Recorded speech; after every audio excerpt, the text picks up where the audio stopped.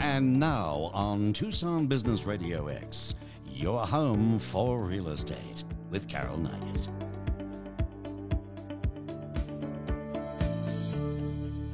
Well, welcome. This is Your Home for Real Estate radio version. I'm Carol Neiget, and I am delighted today because we're going to have a fantastic show. We're going to address what is going on in downtown Tucson. I'm sure many of you have noticed that things are really changing, but might not know what exactly is going on. And I have such terrific guests today. I was teasing them earlier. They are so dedicated and so committed to this community that if I read their full biographies, we'd never have time to get to the content of the show. So my first guest is Tom Heath. Tom is the senior loan officer at the Heath team at Nova Home Loans. And Tom has spent really a lifetime dedicated to helping people purchase and finance property here in the Tucson area. And in addition to helping people with their financing, he's also very committed to financial literacy in the community and providing resource information about Tucson's urban development. He's also an advocate for our local businesses, and these are all very important aspects of what we're going to be talking about later on. Tom, as part of his tremendous dedication, serves on the executive board for the Downtown Tucson Partnership, the board of directors for the Tucson Association of Realtors. He's also on the steering committee for the Tucson Festival of Books and Local First Arizona. And he's had a lot of roles with the Arizona Mortgage Lenders Association, the Arizona Association of Mortgage Professionals. He's served on the Mayor's Council of Affordable Housing Commission, and he's still involved with the effort to bring homeownership opportunities to downtown Tucson. So welcome, Tom. We're really happy to have you. Thank you for being here. Thank you very much. Excited to be here.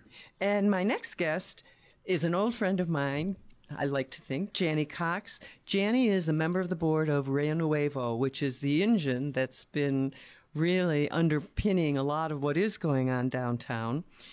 I love this. Janie describes herself as someone who provides a rich tapestry of community service and leadership over the 49 years she's been a Tucson resident. So thank you for your service.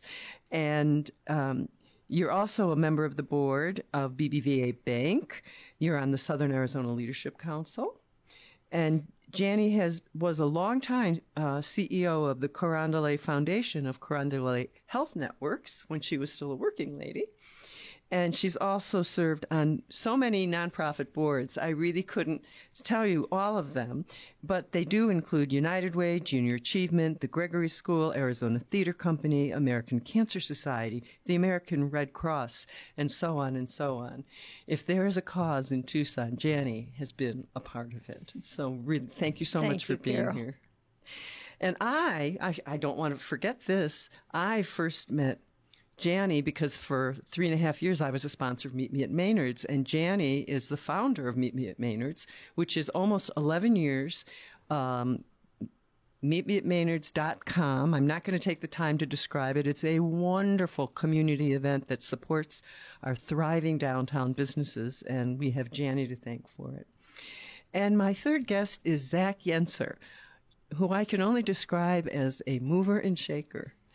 Officially, Zach is the executive director of the Tucson Young Professionals, and Zach is absolutely dedicated to serving the communities as they intersect between neighborhoods, businesses, and development of those communities.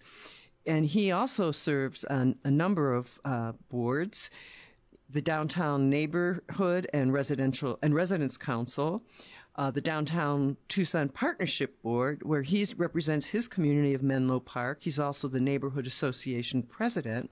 He co-chairs the Urban Housing Accessibility Task Force. He is on the Tucson Metro Chamber's Talent Task Force. He is the host of his own radio show, Tipping Point, every morning at 9 o'clock. And Tipping Point really provides in-depth discussion and information about the people, the ideas, and the issues shaping Tucson's future. And you can listen to Zach on AM 1030, The Voice. Zach was also named the 2019 40 Under 40 Man of the Year by the Hispanic Chamber of Commerce in the Arizona Daily Star. So thank you.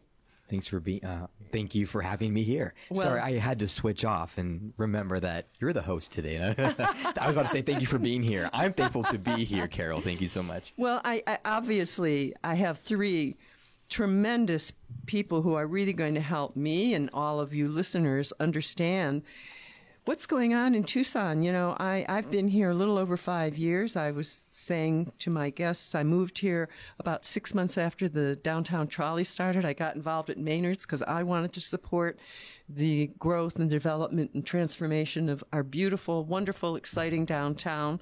But with all development and growth, there are challenges as well as things to be excited about.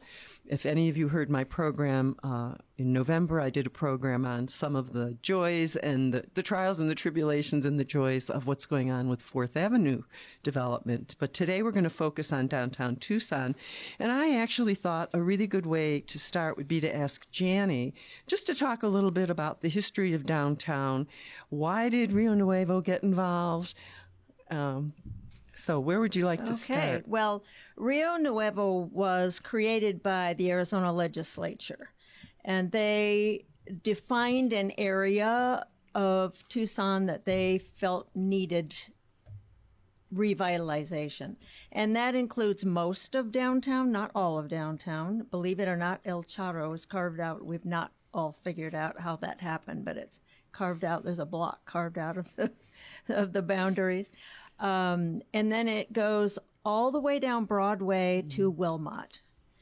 And Rio Nuevo, our charter is our primary goal and responsibility is to renovate and advance the Tucson Convention Center and what surrounds the Convention Center. That's how it all started.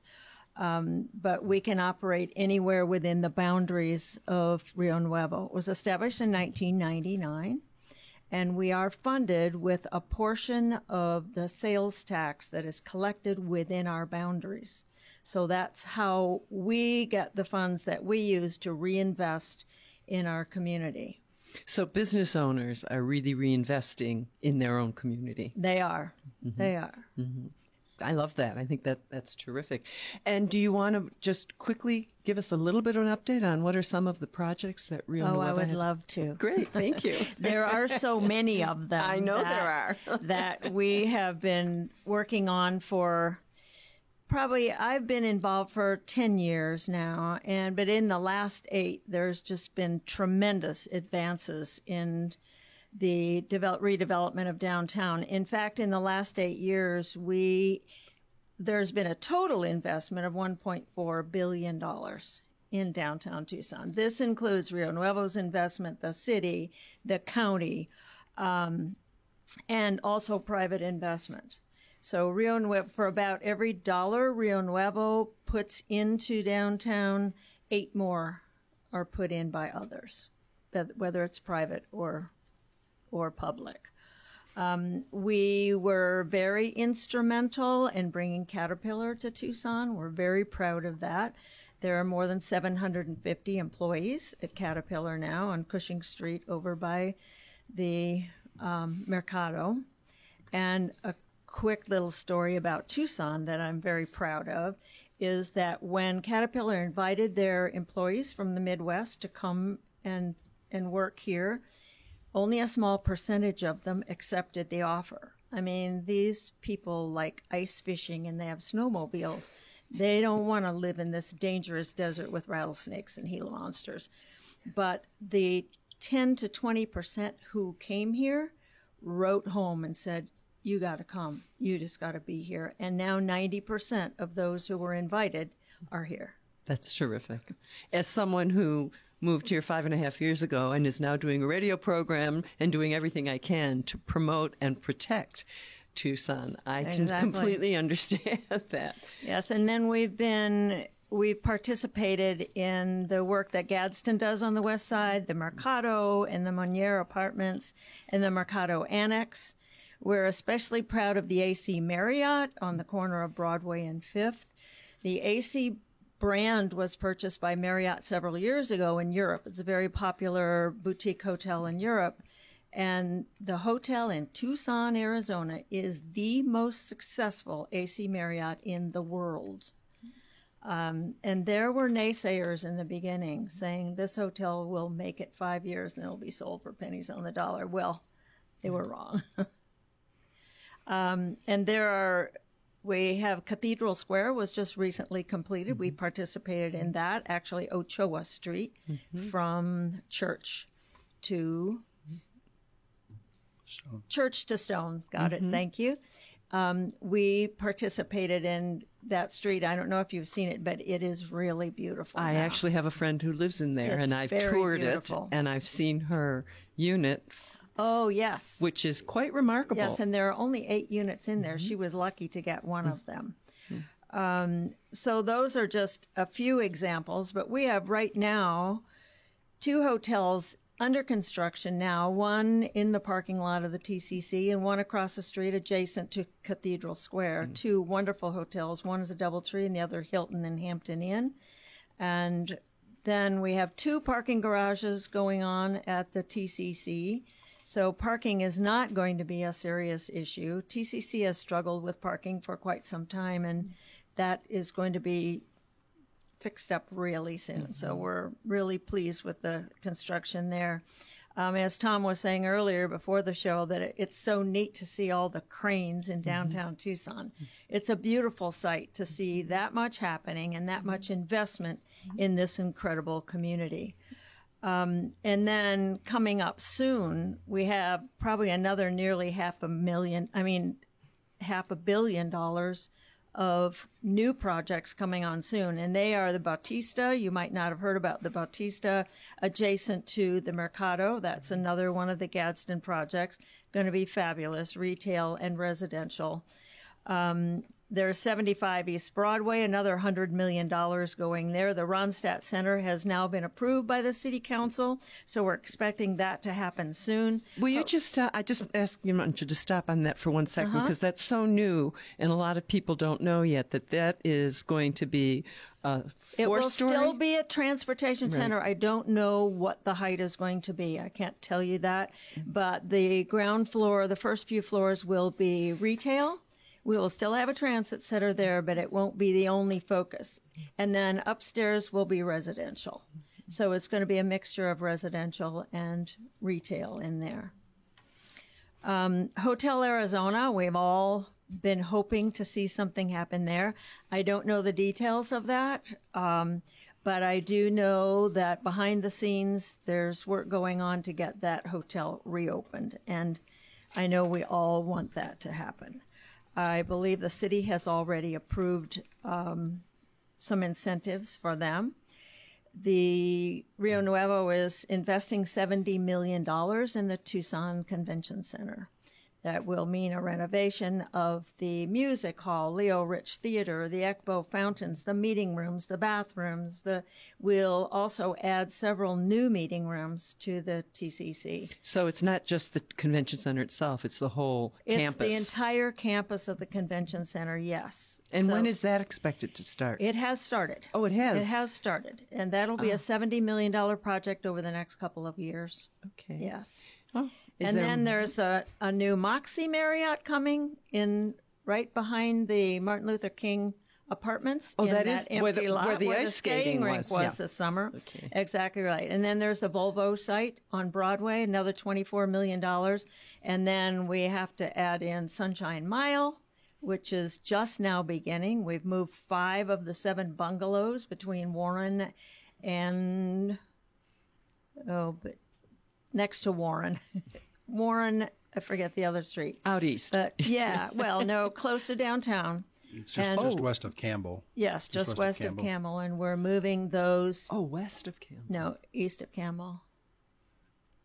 It doesn't matter. It doesn't matter. Yeah, there were 7 bungalows, and we're moving those back to get them out of the roadway as Broadway is being widened. Correct. And in a few years, they are going to be bars and restaurants and retail shops. And a lot more on Sunshine Mile. Terrific. More than I can talk about here. Terrific. Thank you. Before we move on, can I share my favorite Rio Nuevo story? Because I think this gets lost in all the billions and millions in these large stores. Okay, good. one of the earlier projects involved Mission Garden. Yes. And helping that come about. And Right. if you're not familiar, that's where they recreate 4,200 years worth of agricultural history at the site of Tucson's birthplace. And that doesn't happen, most likely, if Rio Nuevo doesn't help. That Mission Garden was a huge component of what drove the City of Gastronomy designation. Oh, That's Yes. driving millions of dollars in food tourism. Yeah. So sometimes we look at this 8-to-1 ratio and we don't realize that's just an investment ratio. The return has been significantly higher Yes. when you look at something as impactful as that. And then with Sunshine Mile, the original plan was to tear down those bungalows. Exactly. And Rio Nuevo steps in and says, hey, we can turn this into something profitable. So it's not just the big projects, which are extremely important, but they're also focused on the cultural and the small components that really make us a community.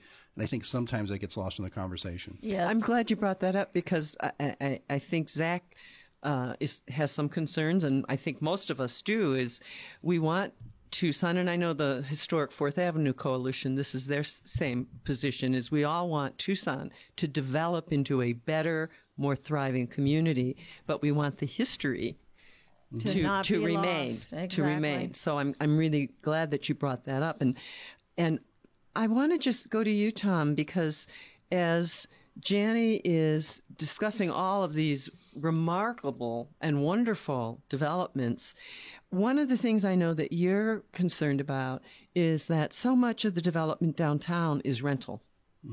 And I share, obviously, I'm a residential realtor.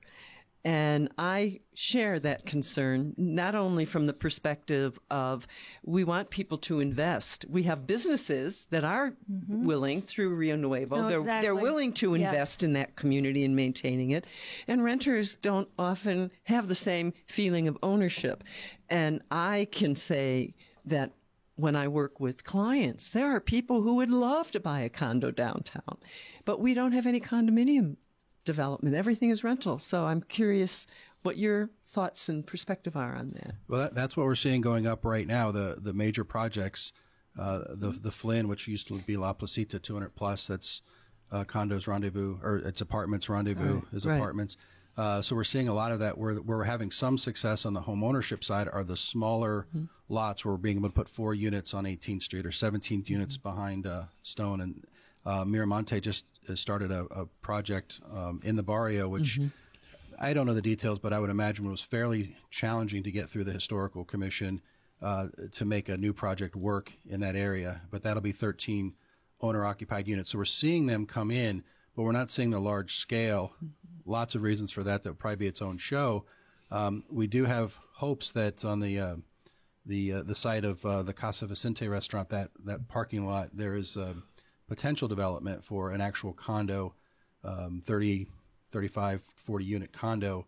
That would be the first in Tucson. So that hopefully will be able to come to fruition. And then the success of that, I think, will drive what's happening. Because if you look at some of the Rendezvous, for example, they're coming in with 1,400 square feet apartment, and rents are going to be around $3,000 a month. I know. So it's that translates to a significant mortgage payment if you need to finance a condo.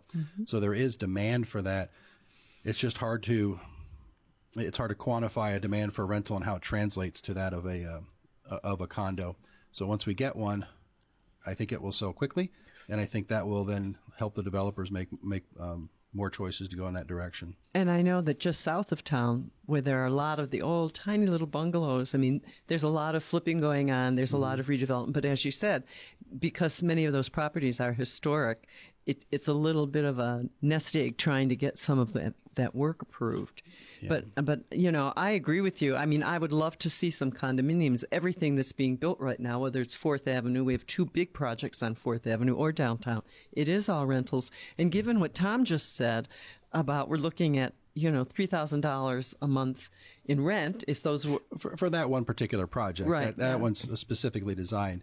And don't get me wrong, I'm happy that we have rentals. We need people, we need density, we need to have that. Right. We're just looking for a little bit of a balance, and I think that will come as we get some stability and a little bit more growth here in downtown. Well, that hopefully desire is echoed by the neighbors within the El Presidio district, historic district. We're doing a project there to activate that neighborhood, and the neighbors said to us, "Bring us if there's going to be development, let it be residential development. We need people here, but not renters. We want neighbors.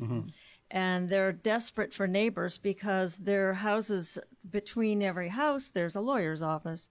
And they would really love to see the neighborhood become a real neighborhood again. So they want us to encourage residential, not rental, but buyers. And the Tucson Association of Realtors just recently commissioned a study from a national group to look at how to best utilize the space that we have. How do we fall within the historic districts? How do we work within that to create ownership opportunities? Because there's zoning issues. There's, we have historic issues are huge. All kinds of things, but we can tackle this as a community and not just for downtown, because as streetcar expansion happens, we're going to want density. So whatever we create here is something we can duplicate in other parts of the community. Absolutely. Well, I'm hopeful that some of those renters are going to, as you just said, with the Caterpillar employees who've come out, some of the renters are going to fall so in love with downtown that as it becomes available for people to invest in owning property, residential property, that they'll go ahead and do that.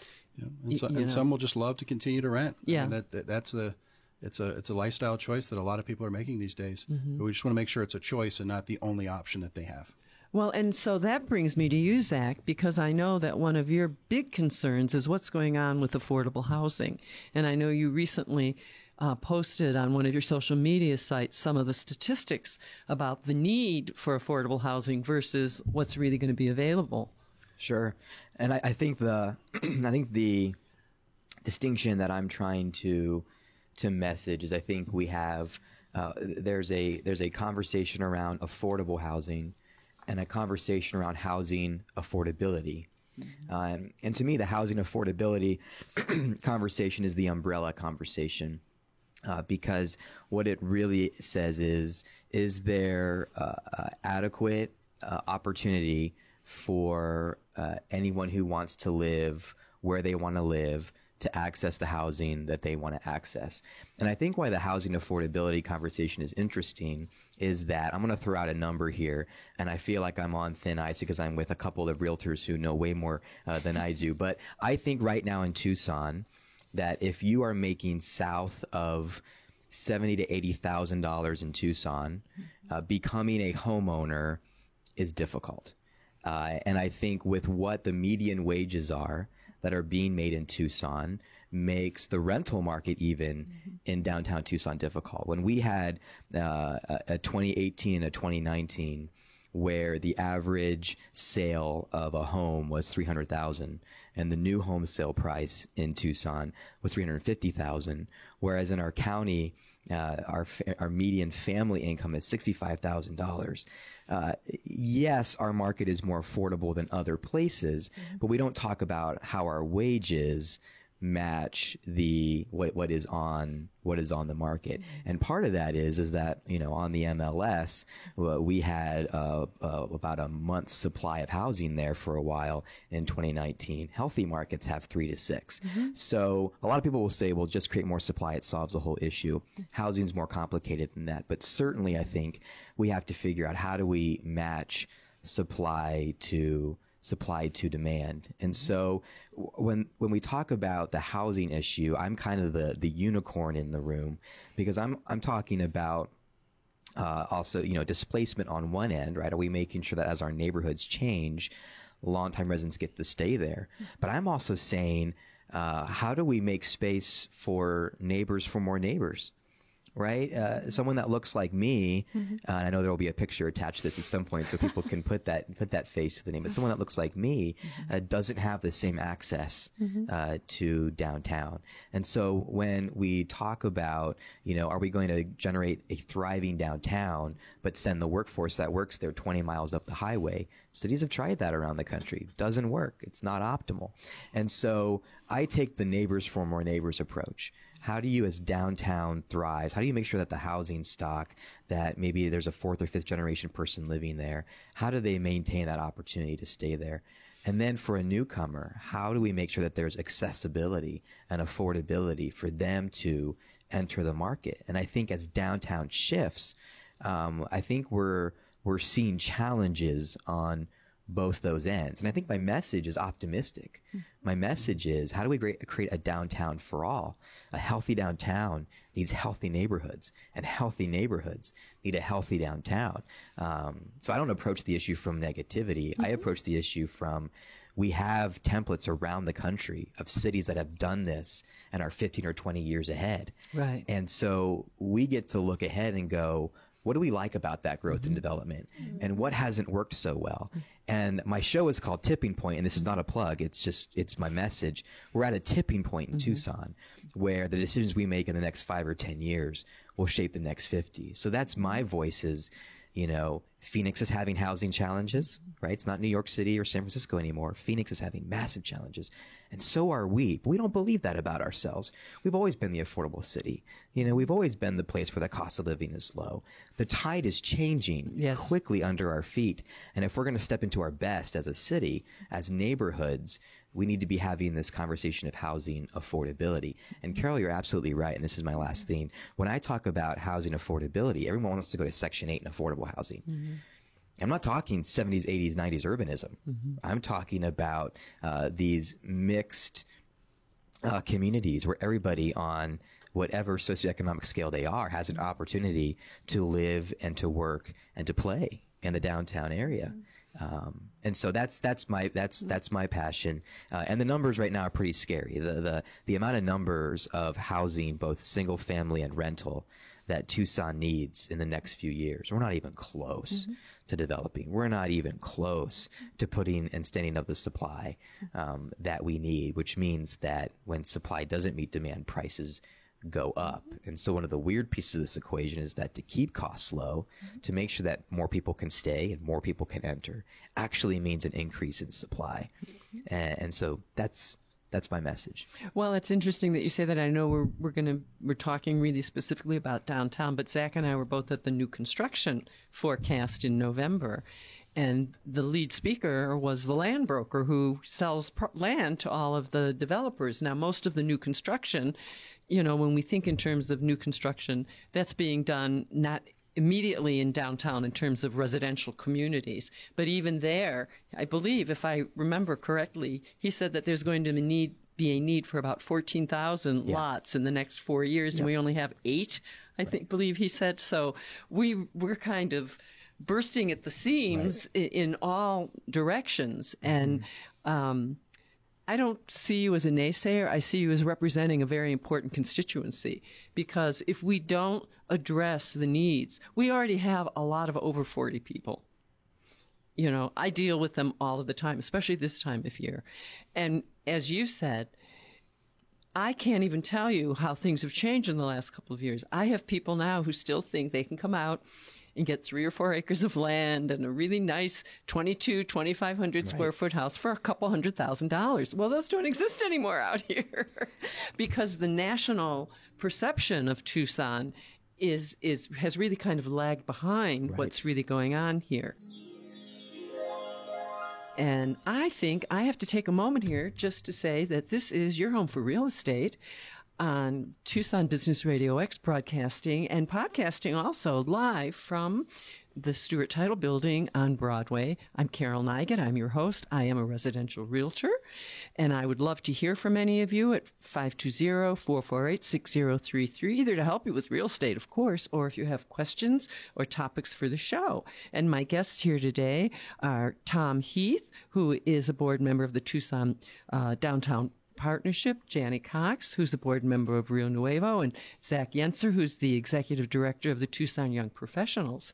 And so I just want to ask you, because I know you're going to have to leave a little early, because I know that you have looked, as you mentioned, you've looked at some other cities that are a little ahead of us on this curve, and you've alluded to what are the lessons we can learn. Are there any specific things that you've determined that you'd like to see us consider? In Tucson? Right. So I could go a couple of different angles. The first is, and I thought Jenny would enjoy this, is I had a caller call into my radio show and say, Zach, people come to Tucson for that 3 acres and a home. And I said, kindly, that's the way it used to be, right? I think our perception of why people move to Tucson, move to Arizona, is so off from the reality. And I think we've known over the last 10 or 15 years that people are moving to Tucson with the expectation that there is walkability, there is some level of density, there is a thriving downtown. And certainly my generation, I think in the 20s and 30s, is looking for that. And I think to answer the other piece of your question, what worries me a little bit still in Tucson is that we're looking to tackle these challenges, right? Of do you just have a great downtown, or can you actually live there, right? We want to tackle that challenge through single family zoning and single family housing. And I think the deep challenge is that we can't outrun the problem without a multifamily housing strategy. And I hear this even within municipalities, right? People will say, well, you solve a lot of these even gentrification displacement problems through home ownership and single family zoning. Land trust models are single family zoning based. When I went to Austin, with the city of Tucson, we saw land trusts that were developing multifamily housing. And so what we saw in Austin was a community that just absolutely boomed. It grew overnight. An exodus of people went to Austin. But I saw it become very corporatized, very top-heavy, to the extent where the housing didn't catch up, and homelessness was rampant. And so the housing didn't match the demand. And so you're actually starting to see an exodus out of some of these boom towns that seem to check all of the boxes, but don't have this foundation of livability. And so I think figuring out how to create more supply is important. I think figuring out missing middle housing, right? That's everything from ADUs, accessory dwelling units, to empowering local communities to be developers of their own community.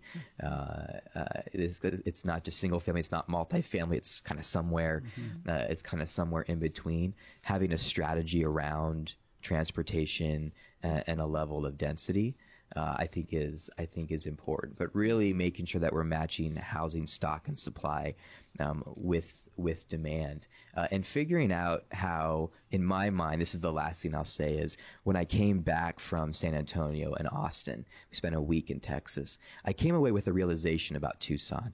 In Austin, they floated $200 million worth of bonds just to solve affordable housing. Just to say, how does the public sector help to support creating more housing and more affordable housing units? The private sector in Austin is also very powerful. Booming economy, growing really well.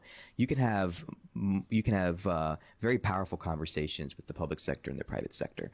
When I got on the plane, I thought, does Tucson's public sector have the ability to heavily invest in more housing and affordable housing? I was like, could we float any bond in this city for that? I don't think the present day would allow us to. And then I thought, does the private sector on its own have the strength to create more housing, or to step in and say, we're going to create 5,000 more units in the next 10 years? And the answer is no to that question at all. I came away thinking that if Tucson's going to tackle housing issues, it's going to be a public-private partnership. It's going to be the public sector knowing where to invest or how to step back, whether that's regulation, impact fees, whatever the case. It's going to be the private sector also realizing where it can invest as well. But it's going to be a public-private partnership in ways that other communities maybe don't have to think about it. Well, that brings me to Tom, because I know the Downtown Tucson Partnership, I'm just curious. Number one, I don't know if you want to give our listeners an opportunity to understand what the Downtown Tucson Partnership is, first of all. But I was also listening to Zach. I was wondering if you think that infill or reuse projects might address some of the concerns that he raised. Yeah, well, sure. For the first part, the Downtown Tucson Partnership has been in existence for some time. Their primary role is the safety and security of people in the downtown area. So it is a business improvement district, a BID, and members of that BID, they self-select to be a part of that, and they pay into this program, this fund, on a 5-year commitment basis, and that's what funds the staff. If you're downtown and you see the folks in the purple shirts doing the maintenance and security, that's part of the Downtown Tucson's partnership efforts. They've also really expanded into providing service programs and looking at marketing and development. Quite a broad spectrum of what they're covering.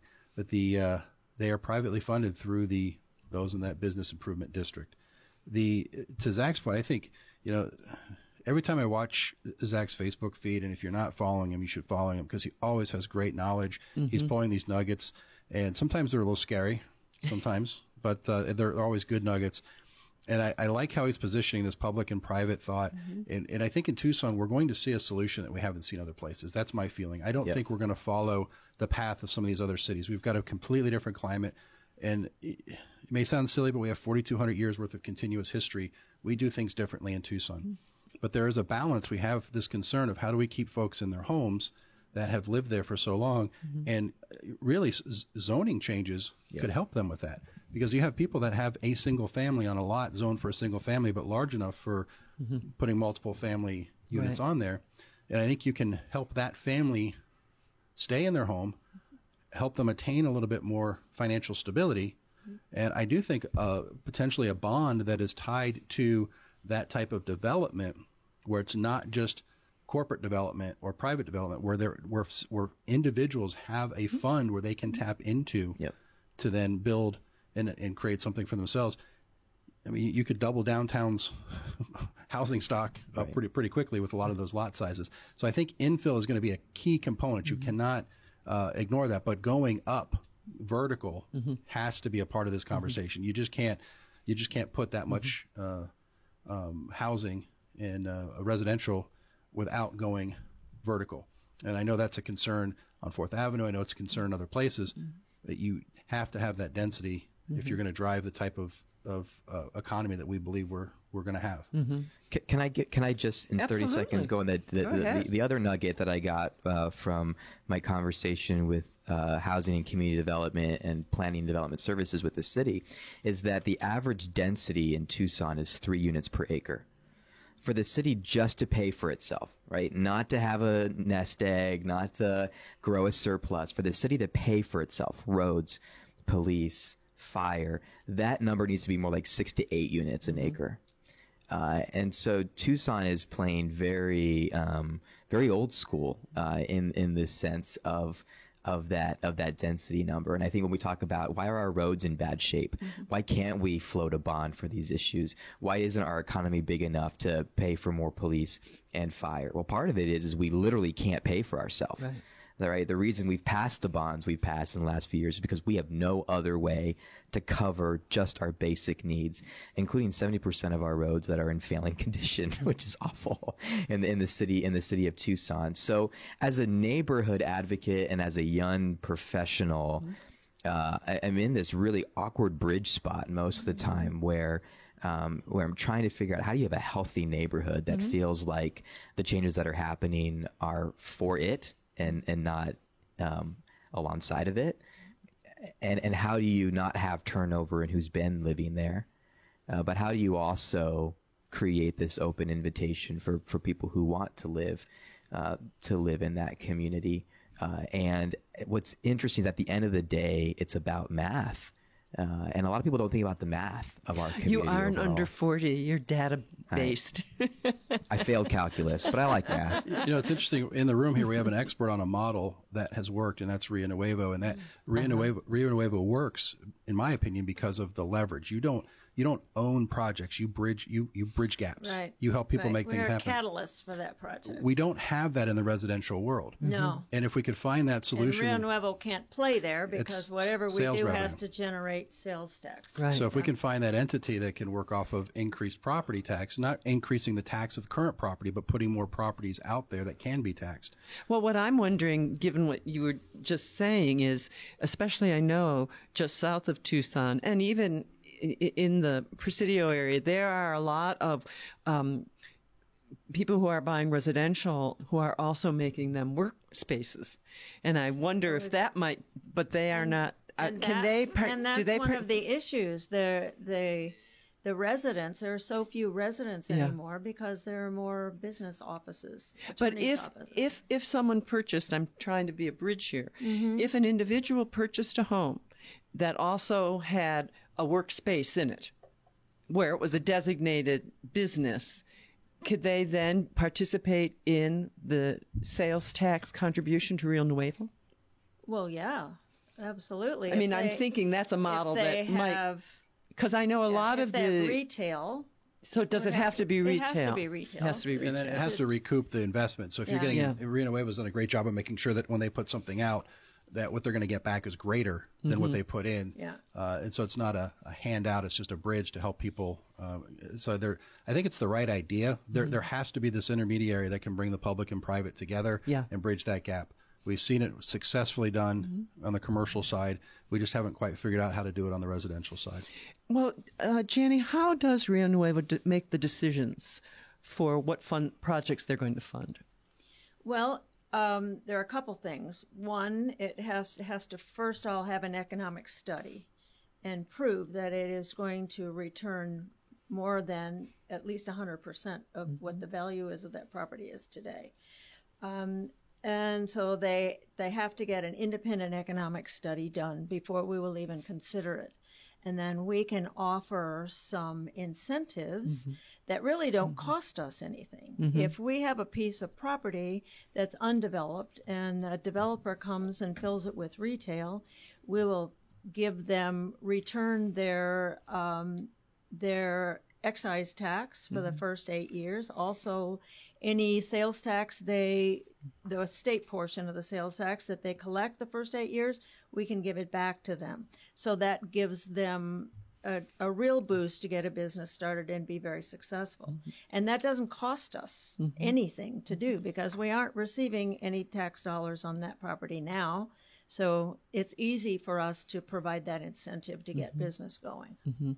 And I know on 4th Avenue, there was a community benefits agreement, and the Union development has participated. The other new development there chose not to participate. So does Rio Nuevo have any expectations for whoever they choose to fund, that they interact with the community?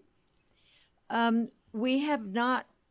That's not something that is in our work plan right now.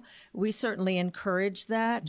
But right now we are looking at it strictly from the business angle. And Rio Nuevo also wants to be the last in, not the first. So if you came to us with a project, we would want to know if you have an economic study, then we'd want to know how you have that funded.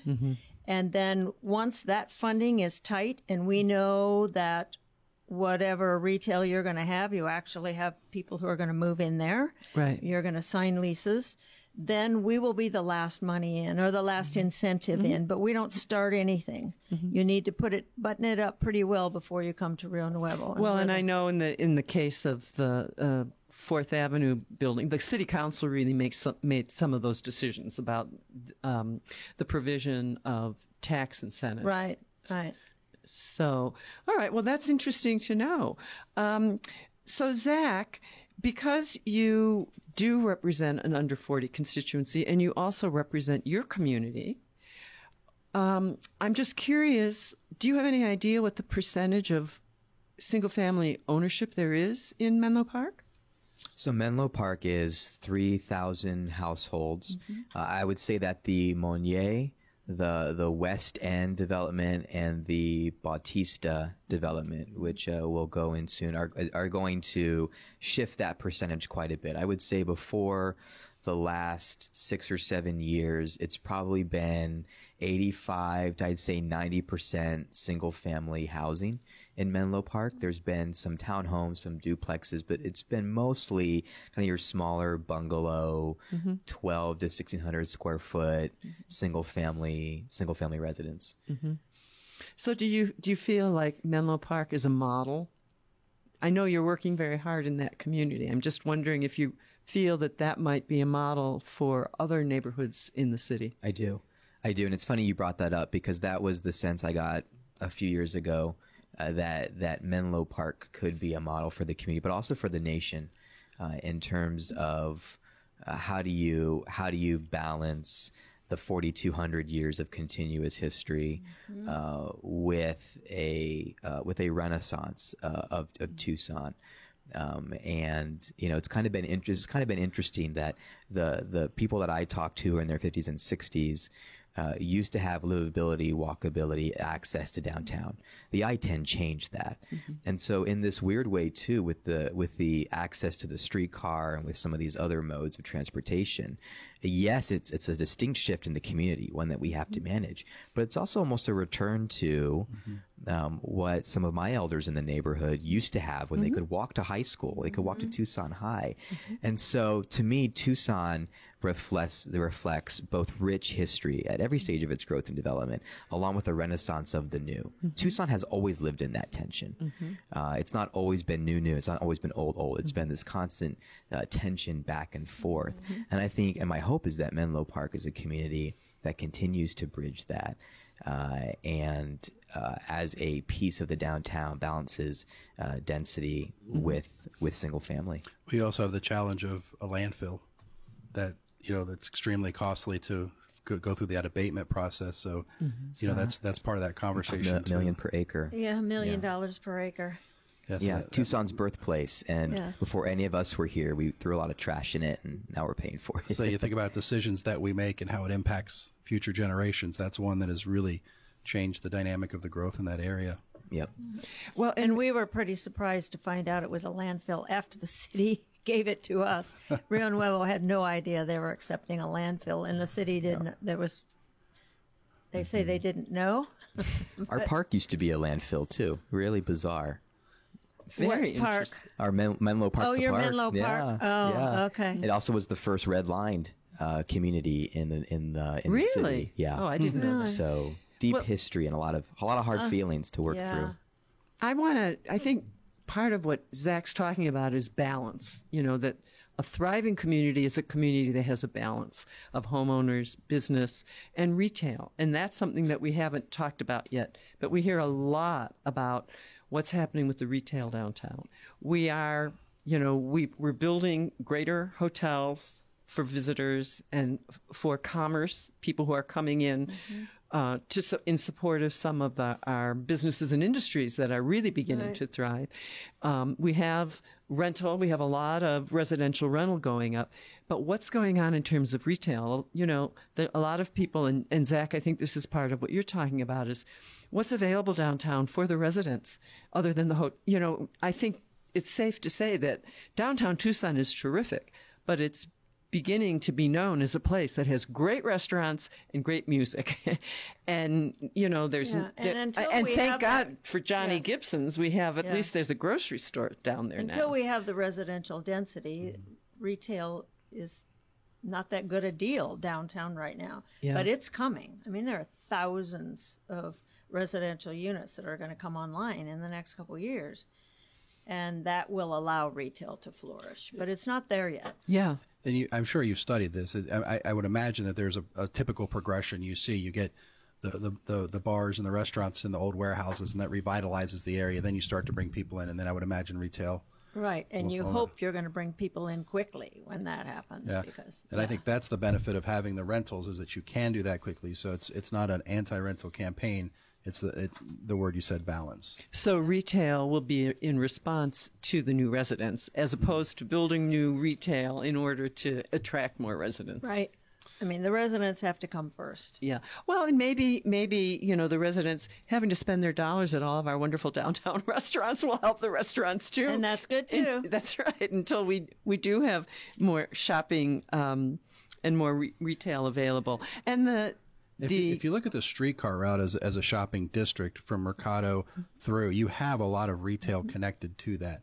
So it's not like there's a desert of retail. There's quite a bit of variety on that streetcar route.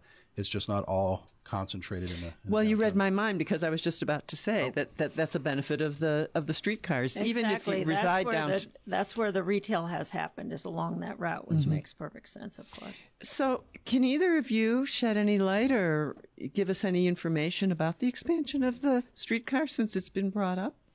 There's, I know the city has applied for some grants to study. Where it goes, I don't know, but I know that the city. Those are federal, aren't they? Through the. I don't know who's providing the grants. I know they've applied for some grants to look at different routes. My personal opinion is that it means absolutely nothing. But my personal opinion is it's going to connect something with the airport, and either go through that new the tech park that U of A has created down there with the marketplace and all of that, going in that area. Yeah. And Elcon. Yeah, Elcon could become a very central hub in that. Yeah. There's also talk potentially trying to do stuff with South Tucson to bring some economic benefit to that area. Where it goes, I don't know. I would imagine that private-public partnerships are going to be crucial. There's so much property value increase when you have that streetcar. You would think that someone would be eager to sort of step up. My vision is to create it like the Olympics and say, okay, where are we going to take the streetcar next? Let's all bid on this and let's get the businesses together. And what are you willing to put up? What are you willing to put up? And then find out which group is most eager to have that, and then have them drive that cost, so the city's not bearing the cost of the expansion. And in the interim, while we await this expansion of the streetcar, related to Sunshine Mile, Rio Nuevo intends to have a rubber wheel trolley that will go from probably Elcon to the TCC. And what's the name of it? Oh, well, if Fletcher McCusker has anything to say about it, it will be the Soul Train. Well, you read my mind. We have great minds that are thinking alike here, because I was just going to ask you, what do you think the possibility is for the streetcar to be expanded down the Sunshine Mile? And, in the meantime... I think that will likely happen when it happens, but I really don't know anything about any plans for that. Yeah.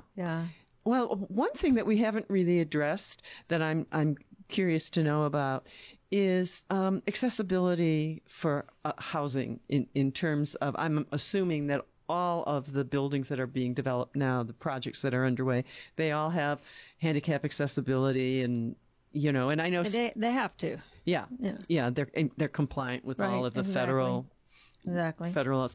And let me ask you, I know you were talking earlier about the Cathedral project. Isn't that designated as senior housing?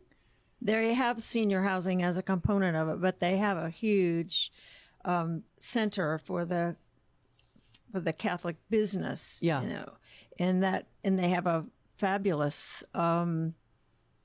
Like a conference room, a huge conference room, holds like 500 people. Like a ballroom where you would have a big event. Exactly. You could have a big event in there. And it's a magnificent project. All the offices are there. The bishop is there. And it really is a beautiful complex. And this is one of my things that I love to share is we didn't do, in my opinion, urban renewal really well in the 60s. And right now, there's a conscious effort to bring in that history and culture. So when you look at this multi-million-dollar project that was done next to the cathedral, they kept a core component, this metal amphitheater that was part of the original parish hall.